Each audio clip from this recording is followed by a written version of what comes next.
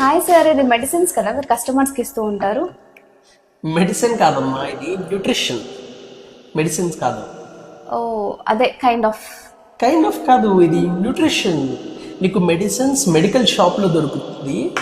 Herbal life nutrition ఒక wellness consultant దగ్గర nutrition క్లబ్లో మాత్రమే దొరుకుతుంది.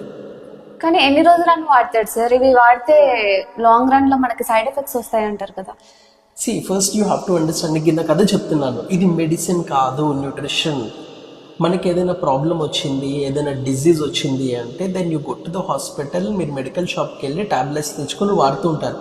మెడిసిన్స్ వల్ల సైడ్ ఎఫెక్ట్ వస్తుంది, because medicines are like a drug. It spoils your entire cells in your body. Nutrition ఎప్పుడు తీసుకుంటాము అంటే హెల్త్ ప్రాబ్లమ్స్ రాకుండా ఉండడానికి, అండ్ ఒక హెల్త్ ప్రాబ్లమ్స్ ఉన్నా కూడా మనం ఒక హెల్దీ లైఫ్ స్టైల్తో, ప్రాపర్ ఫుడ్ అండ్ న్యూట్రిషన్తో కంట్రోల్ చేసుకోవడానికి తీసుకుంటాం. సింపుల్గా చెప్పాలి అంటే nutrition is like a prevention. So medicine is like a cure, nutrition is a prevention. So న్యూట్రిషన్కి మెడిసిన్కి అసలు కంపారిజనే లేదు. సో అర్థమైందా సార్? సార్ కాదు మేడం. అదే. సో మీరు మేడం.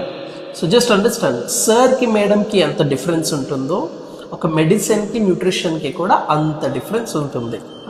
సో మెడిసిన్ యూస్ చేసేటప్పుడు ఆలోచించరు జనాలు, న్యూట్రిషన్ యూస్ చేసేటప్పుడు సైంటిస్టులు అయిపోతారు. బట్ ఎప్పుడైనా ఆలోచించండి,